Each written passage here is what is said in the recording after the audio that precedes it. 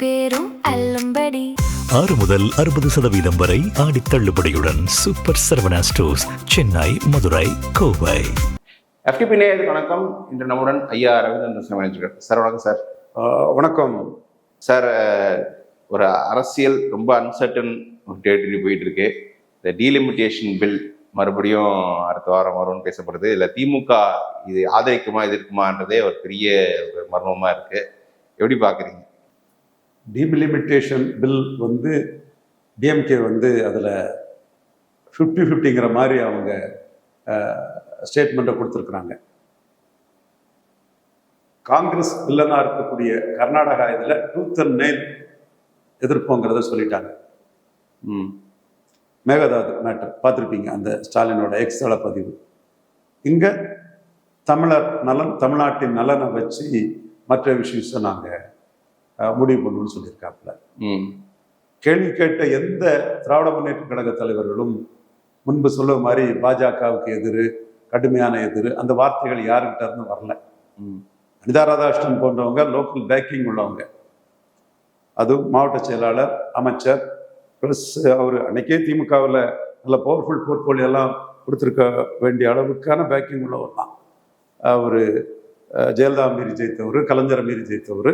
அந்த பகுதியில் ஒரு பேக்கிங் உள்ள லீடர், திமுகவில் முக்கிய தலைவர் வந்து முழுக்க பாஜகவுக்கு ஆதரவான ஒரு இதையே வந்து மந்திரி சபையில் திமுக சேரணும், திருச்சி சிவா அமைச்சராகணுங்கிற அளவுக்கு அவர் பேசுகிறாரு.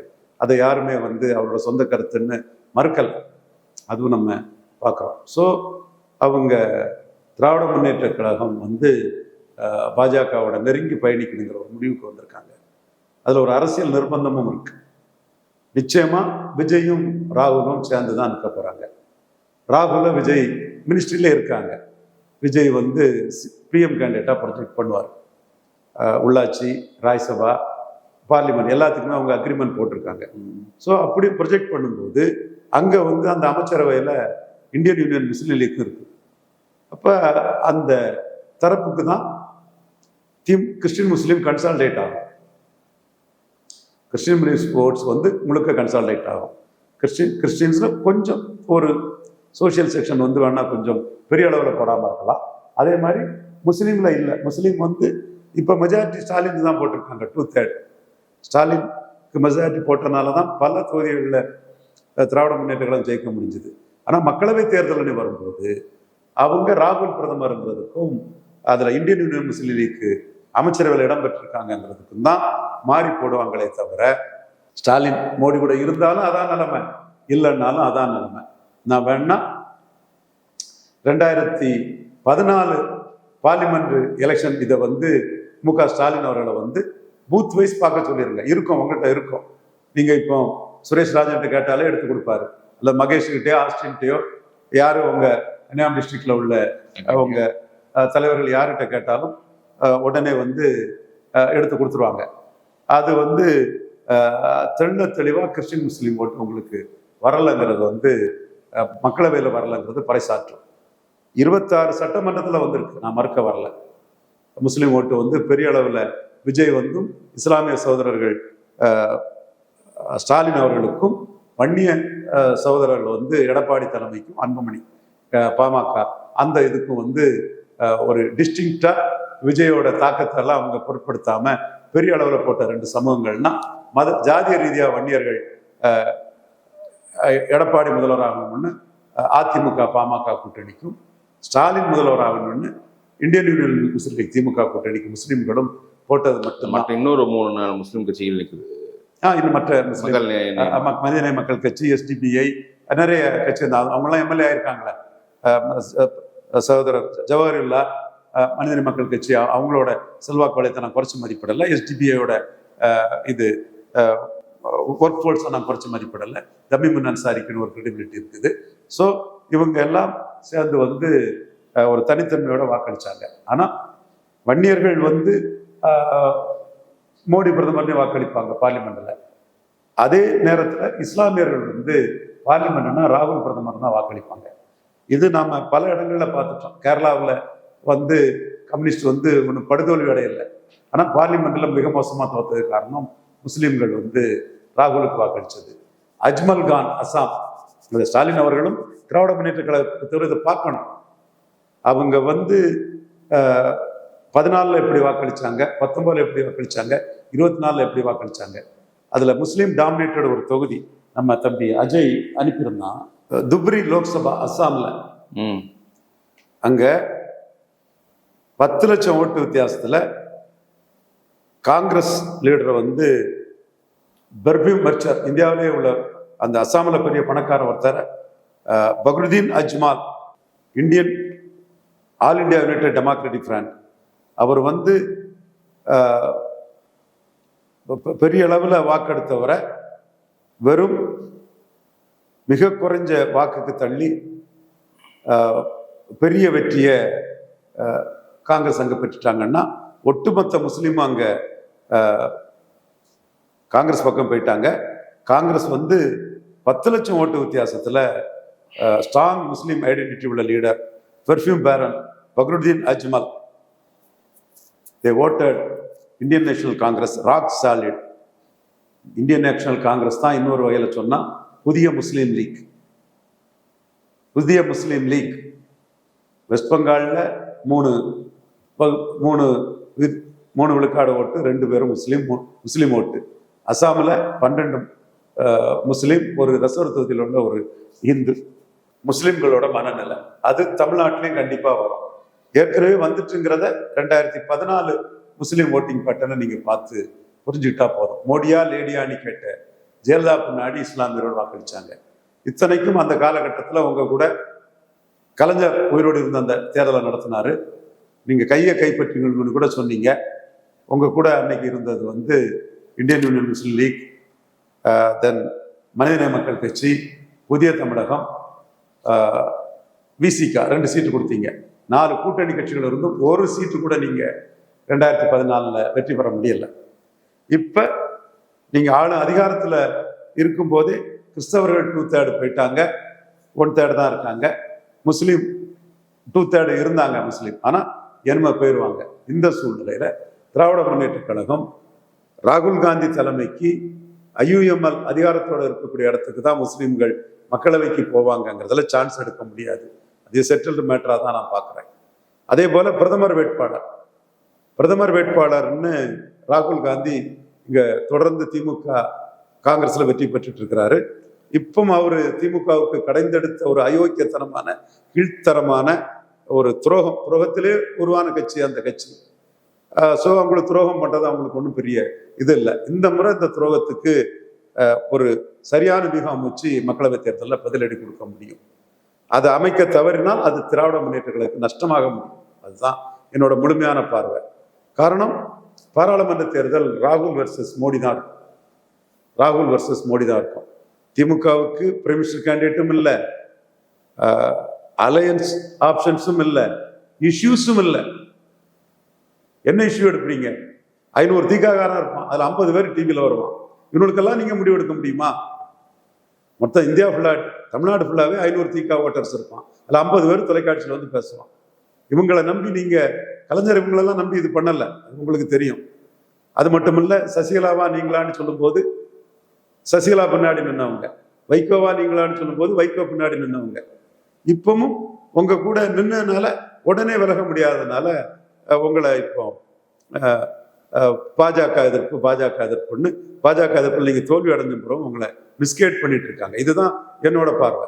தமிழக முதல்வர் மு.க. ஸ்டாலின் மிகுந்த அனுபவம் கொண்டவர், கலைஞருக்கு நம்பர் 2 வாட்டி எத்தனையோ ஆண்டு காலம் எத்தனையோ தேர்தல்களை பார்த்த ஒரு எக்ஸ்பீரியன்ஸ் லீடர். அவருக்கு தெரியாததல்ல. என்னோட பார்வையில இந்த கருத்தை வைக்கிறேன். அடுத்தபடியா திராவிட முன்னேற்ற கழகத்துக்கு மக்களவை தேர்தலில் இன்னொரு சிக்கல். இப்ப மும்முனை போட்டியாட்டம் ஆயிடுச்சு, களம் மும்முனை போட்டியாட்டம் ஆயிடுச்சு. நீங்க ஒரு சிலர் உண்மையை மறைச்சிட்டு முழு பூசணிக்காய சோத்துல மறைச்சிக்கிட்டு டேட்டாவுக்கு எதிராக பேசினாலும் கூட மும்முனை போட்டிங்கிறது விஜய்க்கு தெரியும், எடப்பாடிக்கு தெரியும், ஸ்டாலினுக்கு தெரியும். முதலிட கட்சி ஐயா விஜய் அவர்கள் 35 விழுக்காடு வந்துட்டாங்க. 2ஆம் இடம் கட்சி ஸ்டாலின் அவர்கள், நீங்க கூட்டணியா வந்தீங்க, 2ஆம் இடம் ஓட்டு நீங்க எடுத்திருக்கீங்க. 3ஆம் இடம் கட்சி எடப்பாடி பழனிசாமி ஐயா அவர்கள், அவங்க விஜயோட அதிரடியான மக்களவை தேர்தல் ரிசல்ட்ல பாதிக்கப்படலை. மக்களவை தேர்தல் பொசிஷன்ல இருந்து பாதிக்கப்படலை. இதுதான் உண்மை நிலைமை. அது பொய்யா சொல்லலாம் டேட்டா இல்லாம. இந்த சூழ்நிலையில இன்னைக்கு வந்து என்டிஏ 2வது இடத்துல இருக்கு. என்டிஏல அன்புமணி போயிட்டாருன்னா நான் அதை குறைச்சிக்கலாம். அசான் டேட் என்டிஏ 2வது இடத்துல இருக்கு. திமுக அணியிலோட 6 கட்சிகள் கலந்துட்டாங்க. அப்ப மக்களவை தேர்தல் முன்ன மாதிரி இருமுனை போட்டி அல்ல. 14ஆம் ஆண்டு திமுக 2வது இடம் வந்தாங்க. பல இடங்கள்ல 3வது போகும்போது கூட அன்னைக்கு 2 தலைவர் தான், ஜெயலலிதா ஒன்று, கலைஞர் ஒன்று, முத்தமிழஞ்சர் கலைஞர், புரட்சி தலைவர் ஜெயலலிதா அம்மையார் 2 பேர் தான். 2024 எடப்பாடி 3வது போகும்போது கூட 2 தலைவர் தான். தளபதி மு.க. ஸ்டாலின் அவர்கள், ஐயா எடப்பாடி பழனிசாமி அவர்கள் 2 பேர் தான். ஆனா அன்னைக்கு 3 தலைவர், மியூசிக்கல் சேர். 3 தலைவர்ல பிசிக பாமகவில் 2 கட்சிகளோட தான் கூட்டணி போக முடியும்.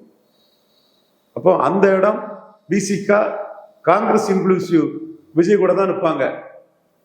காங்கிரஸ் இன்க்ளூசிவ் விஜய் கூட தான் நிற்பாங்க. ஆனா பேசுறது காங்கிரஸுக்கு ஒன்றும் இல்லை, டேட்டா காங்கிரஸுக்கு ஒன்றும் இல்லைன்னாலும் ராகுல் பிரதமர்னு ஒரு கிறிஸ்டின் முஸ்லீம் கன்சல்டேஷன் வருது. அதுதான் உங்களுக்கு பலம். இந்துக்கள் வந்து அந்த கட்சியை விட்டுட்டான். அது முஸ்லீம் லீக் மாதிரி தான் அன்னைக்கு காங்கிரஸ்.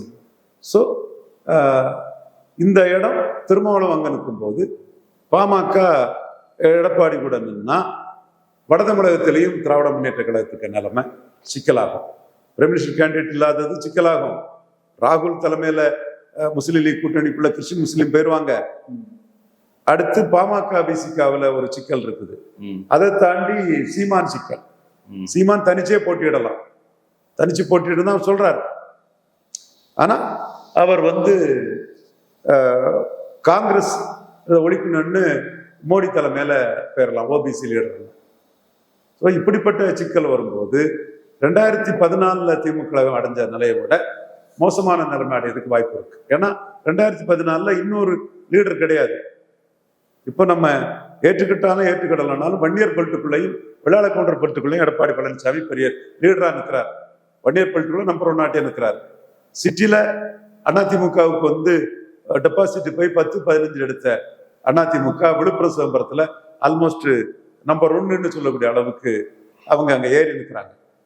ஸோ இந்த சிக்கல், இந்த இடர்பாடுகள்லாம் 14 சந்திச்சது.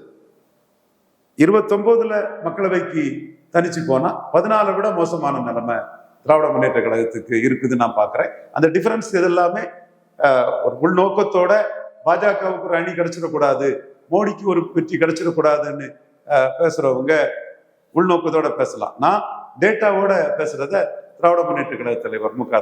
ஸ்டாலின் அவர்கள் உணர்வாங்கன்னு நான் கருதுறேன். சார், இப்ப இன்னைக்கு வந்து நீங்க எடுத்த முடிவே இல்லை சார், இதுல வந்து ஒரு பெரிய கொஸ்டின் கிரெடிபிலிட்டி தான். கடந்த 10 ஆண்டுகள் நீங்கள் பாஜக மீது வைக்க விமர்சனம்லாம் கேள்வி வரணும்.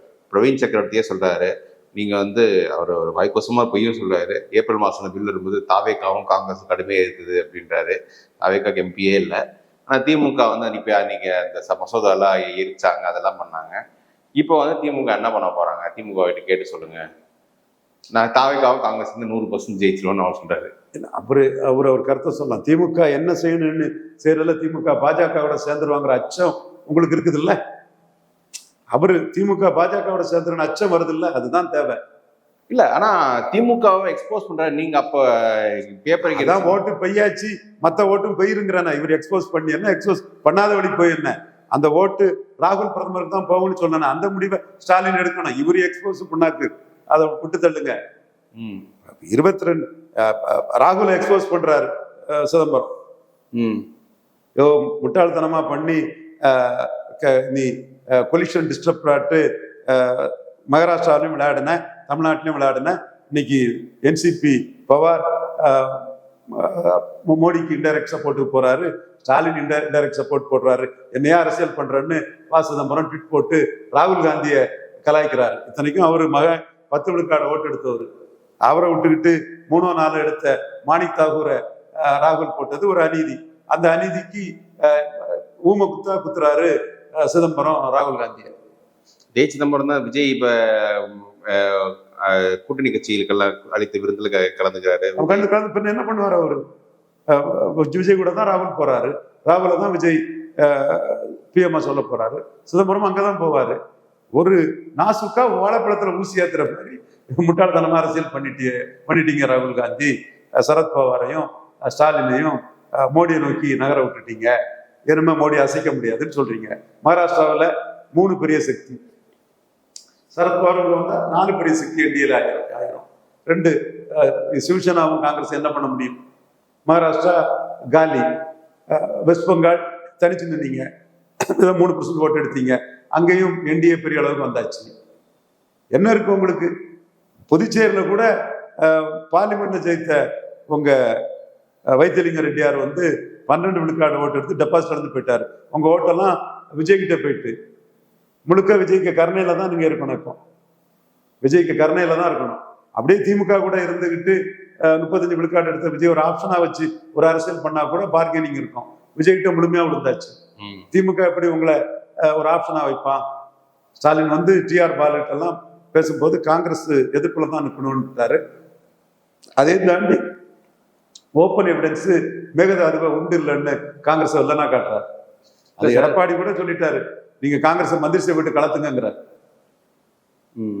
இல்லை சார், நீங்க இப்போ காங்கிரஸ் தரப்பு திமுக மறுபடியும் திமுக மறுபடியும் பேசுறாங்க, இந்த மசோதா ஆதரவு தெரிவிக்கணும் அப்படின்ற மாதிரி.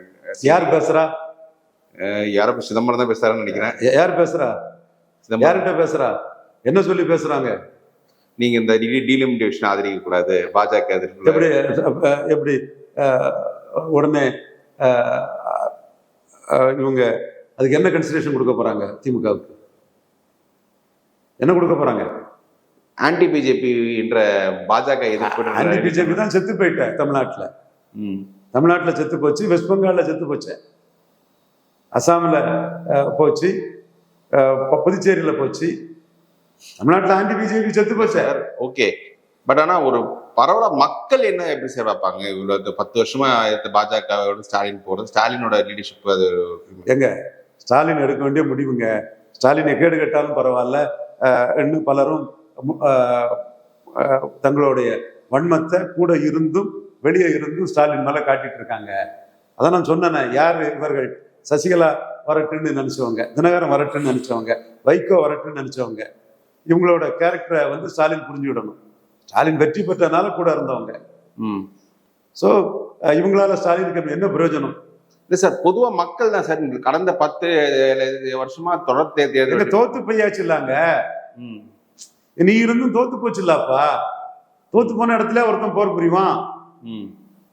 மைனாரிட்டின்னு இந்துக்கள் எல்லாம் பிஜேபி கிட்ட கன்சால்டேட் பண்ண ராகுல் விட்டுட்டு இருக்கிற மாதிரி தோத்து போன இடத்துல ஒருத்தர் போர் புரிவா? வெற்றிக்கு பெறக்கூடிய வழியை பாருங்க. வாஜ்பாயை முன்னிறுத்தி எங்கள் பிரதமர் வாஜ்பாய், உங்கள் பிரதமர் யாருன்னு விழுந்து கிடந்த ஜெயலலிதா, பாஜக ஒரு ஆக்சிஷன் கிடைச்சி கோவை குண்டு வெடிப்பு அதெல்லாம் வச்சு ஜெயலலிதா சூப்பரா ஏறி வந்தாங்க. உடனே ரைட் மேன் இந்த ராங் பார்ட்டி வாஜ்பாயை கலைஞர் பிடிக்கல, பண்டார பரதேசின்னு சொன்னவரு ஜெயிக்கல. மோடிக்கு இங்க சனாதன தர்மத்துக்கு 18 விழுக்காடு வாக்கு வந்துட்டுங்க. இதை கேட்டா 14 உள்ளதை முட்டாள்தனமா பேசுவான். அன்னைக்கு வைகோ இருந்தாரு, விஜயகாந்த் இருந்தாருன்னு இதெல்லாம் மறந்துகிட்டு என்னவோ வன்மத்திலே காட்பிடிச்சுன்னா மத வெறிய அவன் பாஜகவுக்கு எதிராக இறக்குவான்.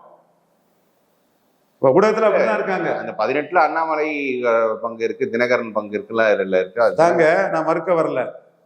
தினகரன், பாமக, ஓபிஎஸ், தென் பாரிவேந்தர், ஏசி சண்முகம், ஜான் பாண்டியன், தேவநாதன், யாதவ், இவங்களுக்கெல்லாம் ஒரு 6 விழுக்காடு கொடுத்துடலாமா? இல்ல 8 விழுக்காடு கொடுத்துடலாமா? சரி, இந்த 8 விழுக்காடும் மோடி பிரதமர் சனாதானத்தை ஏத்துக்கிட்டு விழுந்த வாக்கு தானே. தாமரைக்கு மட்டும் ஒரு 10 விழுக்காடு வாக்கு மோடி பிளஸ் அண்ணாமலை இல்ல. அந்த மோடி லீடர்ஷிப் சிக்கி விடணும். அண்ணாமலை மக்களவை வேண்டாம், சட்டமன்றம் 31 தான் குறின்னு அதை விட்டு விலகல்ல. அப்ப அந்த 10 விழுக்காடு ஓட்டும் குறைஞ்சபட்சம் 18ல இருக்குது. குறைஞ்சபட்சம் 10 விழுக்காடு ஓட்டு மோடி பிரதமர்னு விழுந்திருக்க. சனாதன தர்மத்துக்கு 18 விழுக்காடு வாக்கு தமிழ் மண்ணில் விழுந்திருக்கு. இந்துத்துவாக்கு விழுந்திருக்குது, இந்து தர்மத்துக்கு விழுந்திருக்குது. அப்போ இந்த ஓட்டு ஓட்டு எடப்பாடிக்கு போக சீமான் ஒரு 4 விழுக்காடு ஓட்டு எடுத்திருக்கிறாரு. அவரும் மோடி கூட கூட்டணி போனா திமுக நிலைமை என்ன ஆகும்? என்ன இருக்குது? நீங்க 2வது பெரிய கட்சிங்கிற அந்தஸ்து இருக்கு. அடுத்து வர்றது பார்லிமெண்ட் எலெக்ஷன். கூட்டணிக்கு ஆளு உண்டா? பிரமிஷர் கேண்டிடேட் உண்டா? முஸ்லீம் ஓட்டு போடுவான்னு என்ன கேரண்டி இருக்கு? சும்மா வலைத்தளங்கள்ல பண்ணிட்டு இருந்தா போதுமா? எதிர்பாராத விதமா விஜய் 35 வந்துட்டாரு. யாருமே எதிர்பார்க்கல. அதுக்கு பிறகு அக்செப்ட் பண்ணிட்டு போறது தானே பெட்ரு. விஜய் 35, மற்ற 6 பேரும் சேர்ந்து கான்ட்ரிபியூட் பண்றது, ராகுல் பிரதமர்னு வரக்கூடிய ஓட்டு எல்லாம் 40க்கு மேல விஜய் எடுப்பாரா இல்லையா?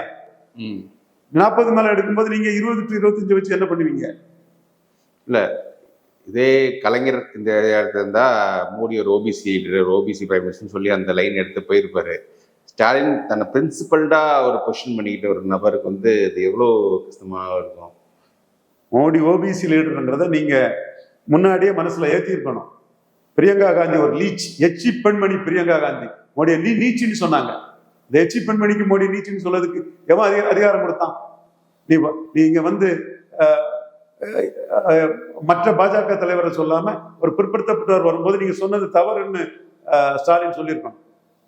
சொல்லல. ஏன்னா கிறிஸ்டின் முஸ்லீம் ஓட்டு ராகுல் காந்தி தலைமையில போனாதான் கன்சால்டேட் ஆகுங்கிற எண்ண ஓட்டம் தானே. தப்புன்னு சொல்ல வரல. அதெல்லாம் அரசியல் ரீதியா தப்புன்னு சொல்ல வரல.